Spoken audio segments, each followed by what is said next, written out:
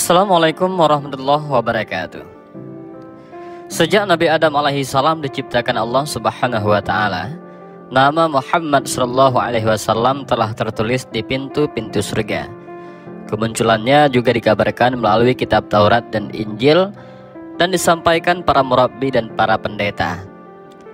Nama Muhammad bukanlah nama pemberian manusia. Ini adalah nama yang disampaikan Allah kepada ibundanya Sayyidah Aminah dan kakeknya Abdul Muttalib melalui malaikat dan isyarat mimpi. Dalam satu riwayat seperti tercantum di dalam kitab Sirah An-Nabawiyah karya Ibnu Hisham, Sayyidah Aminah didatangi malaikat ketika sedang mengandung. Kepada Sayyidah Aminah, malaikat tersebut menginformasikan bahwa anaknya yang berada dalam kandungan akan menjadi pemimpin umat dan meminta agar menamainya dengan Muhammad. Begitu juga dengan sang kakek Abdul Muttalib. Dia mendapat wasiat menamai Muhammad dari mimpinya. Pada saat Nabi Muhammad SAW lahir, Abdul Muttalib membawanya ke dalam Ka'bah dan bertawaf. Setelah itu ia keluar dan melewati kerumunan massa. Mereka kemudian bertanya kepada Abdul Muttalib perihal nama cucunya itu. Maka dijawablah kalau nama cucunya adalah Muhammad. Orang-orang kembali bertanya mengapa dinamakan Muhammad, sebuah nama yang terdengar asing di telinga masyarakat Arab pada saat itu. Karena tidak seorang pun dari nenek moyang dan bangsa Arab yang sebelumnya menggunakan nama itu. Sesungguhnya aku sangat ingin semua penduduk bumi memujinya, jawab Abdul Muttalib. Secara bahasa, Muhammad berarti yang dipuji atau terpuji. Terkait masa kelahiran Nabi, ada banyak pendapat dan riwayat yang menjelaskan hari kelahiran Nabi Muhammad SAW. Namun menurut riwayat yang paling masyhur, Nabi Muhammad lahir pada tahun Gajah, tahun di mana Raja Abrahah dari Yaman dan pasukan bergajahnya menyerang Ka'bah. Persisnya tanggal 12 Rabiul Awal atau bertepatan dengan 29 Agustus 580 Masehi di kota Mekah. Pendapat ini didasarkan pada sebuah riwayat Imam Ibnu Ishaq dari Sayyidina Ibnu Abbas yang menyatakan Rasulullah dilahirkan di hari Senin tanggal 12 di malam yang tenang pada bulan Rabiul Awal, tahun Gajah. Karenanya 12 Rabiul Awal menjadi titik mangsa yang paling dinanti oleh seluruh penduduk langit dan bumi, sebagai bentuk kegembiraan atas hadirnya sosok panutan alam. Makanya tak heran jika beberapa kejadian langka dan mengagumkan turut mendahului dan mengiringi kelahiran Rasulullah Muhammad SAW. Sejumlah kejadian menakjubkan yang menyertai kelahiran Nabi antara lain sebagai berikut. Yang pertama, hancurnya pasukan Abrahah yang hendak menyerang Ka'bah oleh kawanan burung ababil. Peristiwa ini berlangsung pada tahun 571 Masehi, tepat pada tahun kelahiran Nabi Muhammad SAW. Penyerangan Abrahah sendiri dipicu oleh kecemburuannya melihat bangunan Ka'bah yang selalu ramai dikunjungi masyarakat Arab dari berbagai penjuru.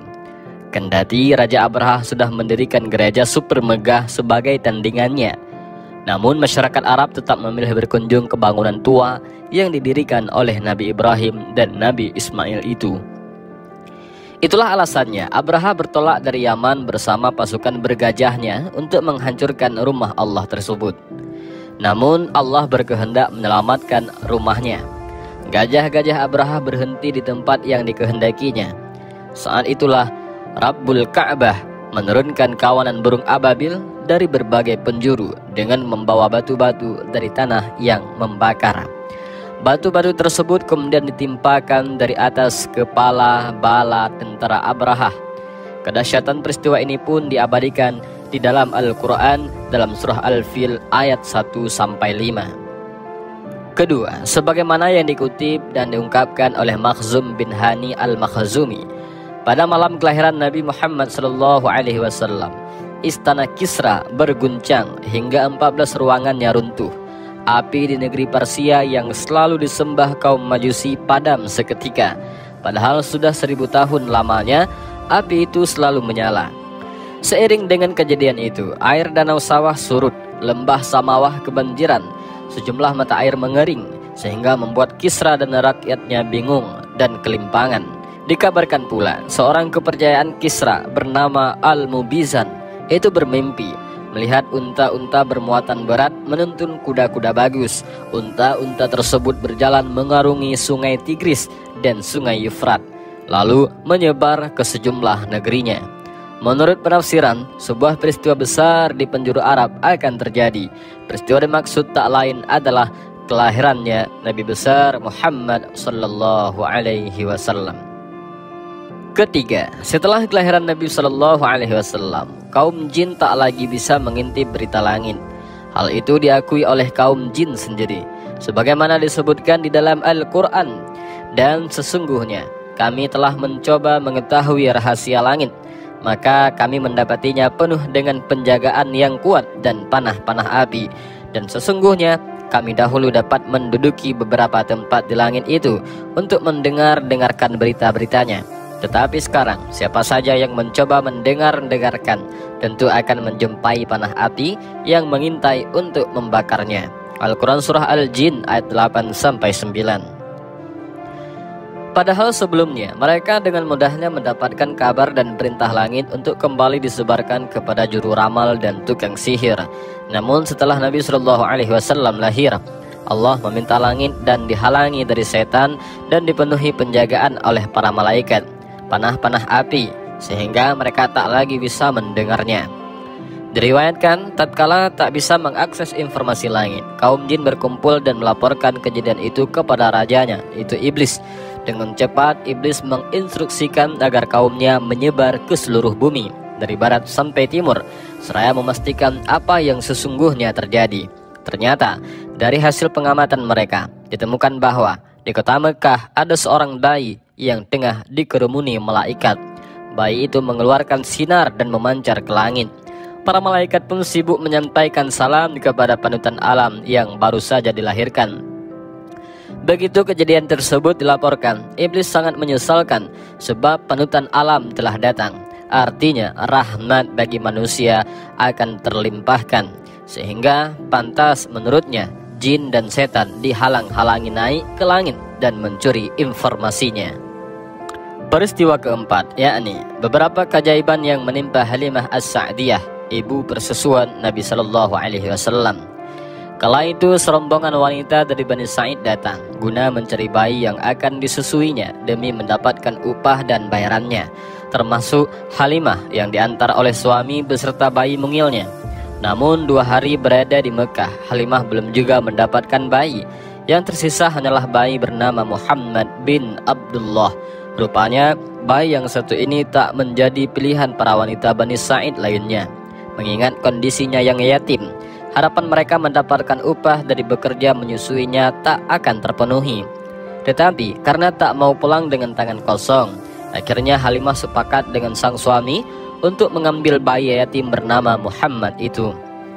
Tak diduga, begitu sang bayi diterima dan dibuka kain bungkusnya, Halimah melihatnya penuh takjub. Wajah sang bayi yang bercahaya membuat dirinya begitu kagum karena baru itu ia mendapatkan bayi yang sangat luar biasa. Tak sampai di situ, begitu si bayi disusui, air susu Halimah mengalir deras. Bahkan unta yang ditumpangi mereka yang semula kurus seketika menjadi gemuk dan kuat untuk menempuh perjalanan. Sejak itu, keberkahan pun berlimpah, tidak hanya kepada keluarga Halimah, tetapi juga kepada kabilahnya. Itulah beberapa peristiwa menakjubkan yang menyertai kelahiran Nabi Muhammad SAW. Masih banyak lagi peristiwa lainnya seperti bersujudnya berhala-berhala, terdengar suara dari dalam Ka'bah, ramainya burung-burung seakan memberi salam, kejadian Aminah yang sama sekali tak merasa letih setelah melahirkan Nabi Muhammad SAW, datangnya para wanita mulia mendampingi persalinannya, kondisi bayi seperti yang sudah dikhitan dan sebagainya. Dan itulah sekilas tentang kelahiran Nabi. Beberapa peristiwa mengagumkan yang menyertainya dan tradisi memperingatinya.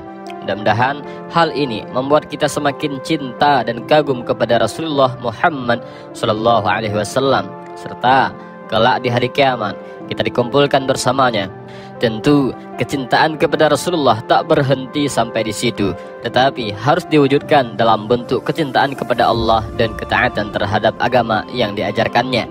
sebagaimana yang tertuang di dalam surah Ali Imran ayat 31. Jika kamu benar-benar mencintai Allah, ikutilah Muhammad, niscaya Allah mengasihi dan mengampuni dosa-dosamu. Dan itulah sedikit kisah tentang peristiwa-peristiwa yang terjadi ketika kelahiran Nabi Muhammad SAW. Mudah-mudahan video ini bermanfaat. Allahu a'lam bishawab. Assalamualaikum warahmatullahi wabarakatuh.